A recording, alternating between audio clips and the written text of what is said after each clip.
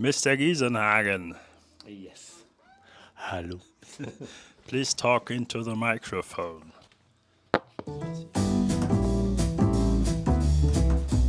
So einen kleinen Puschel da hingelegt.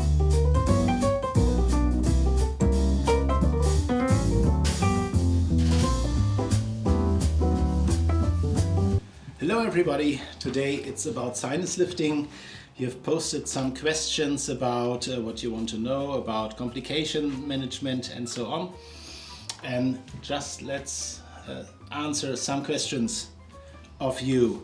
The first question was, what do you do when the membrane breaks? A rupture of a membrane. It's a very common complication. Yes. And I have no percentage, maybe 10% of our sinus lifts we have a rupture of a membrane.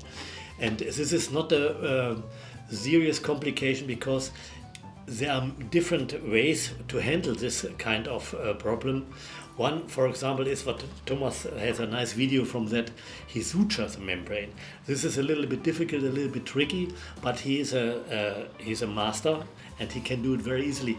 Maybe you can later show this video. Yes. Yeah?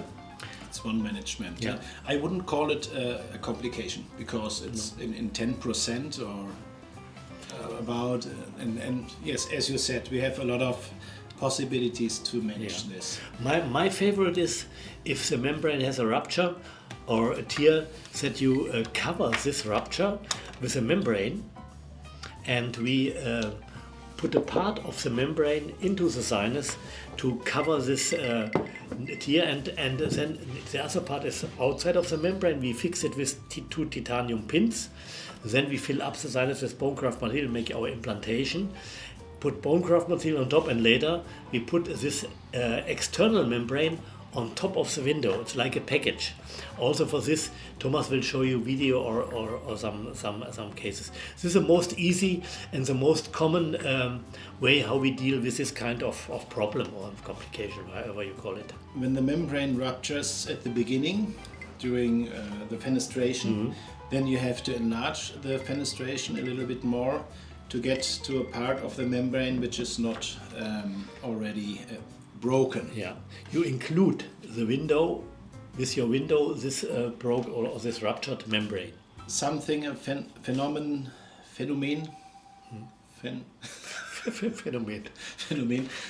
English, motherfucker, do you speak it? So the membrane is like that and it's ruptured. And when you lift it up, sometimes the membrane from left and right side overlaps and then it's almost closed by itself. You don't have to do anything, Yes, in this case. but for safety I would add a membrane. This happens, for example, if you make your preparation of the membrane to the palate. And this is, if you do the mobilization of Schneider to the palate, the membrane gets more and more close to each other, and so a small rupture you can close in this way very easily. Okay, so we have the options: suture it, membrane, make a membrane inside. And also we have cases, as you know, we like to use bone rings for sinus lifting procedures if the sinus floor is less than 3 millimeter to get stability.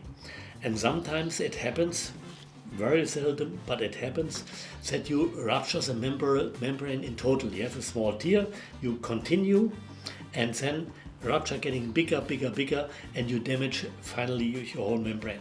Then you have two options. You can close it and wait 2 or 3 months and do it from the beginning, or you put a bone ring inside with an implant. And then you have to do nothing. Just wait that Schneider membrane grows on top of the bone ring. Then you can finish also with this complication your work. It's not a bad idea if you feel unsafe and if you have a lot of problems during the sinus lifting and it's broken and it's bleeding.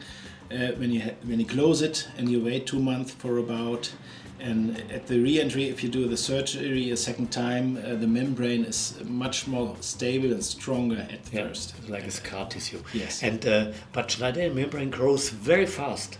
So you don't have to wait a half a year. Maybe 2 or 3 months are enough to redo the procedure.